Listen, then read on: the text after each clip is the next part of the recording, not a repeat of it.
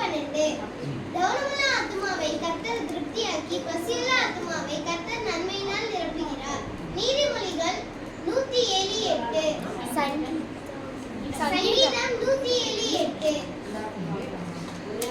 ஆகையால் மேகம் போன்ற இத்தனை திரளான சாட்சிகள் நம்மை சூழ்ந்து கொண்டிருக்க பாரமான யாவற்றையும் நம்மை சுற்றி நெருங்கி நிற்கிற பாவத்தையும் தள்ளிவிட்டு விசுவாசத்தை துவக்குகிறவரும் முடிக்கிறவருமாய் இருக்கிற இயேசுவை நோக்கி நமக்கு நியமிக்கப்பட்டிருக்கிற ஓட்டத்திலே பொறுமையோட ஓடக்கொள்வோம். எபிரேயர் 12:1.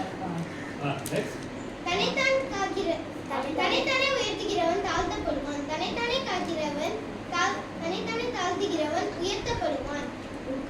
லூக்கா 14:11.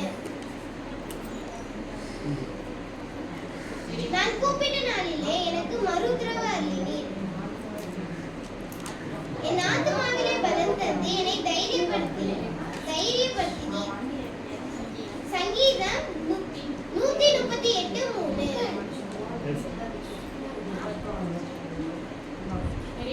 நிறைவானது வரும்போது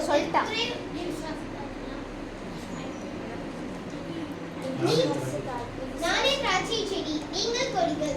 ஒருவன் என்னிலும் நான் அவனிலும் நிலைத்திருந்தால் அவன் மிகுந்த கனிகளை கொடுப்பான். யோவான் 15:5. நீ விசுவாசித்தால் ஆகும், விசுவாசிக்கிறவனுக்கு எல்லாம் கூடும்.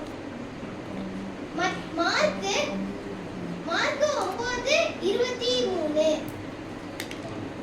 ஆகையால் தேவனாலே கூடாத காரியம் ஒன்றுமில்லை. லூக்கா 1:37.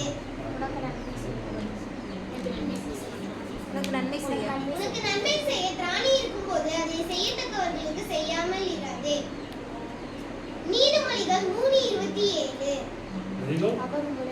அவருடைய விசாரிக்கிறவரானபடியால் உங்கள் கவலைகளை எல்லாம் அவர் மேல் வைத்து விடுங்கள்.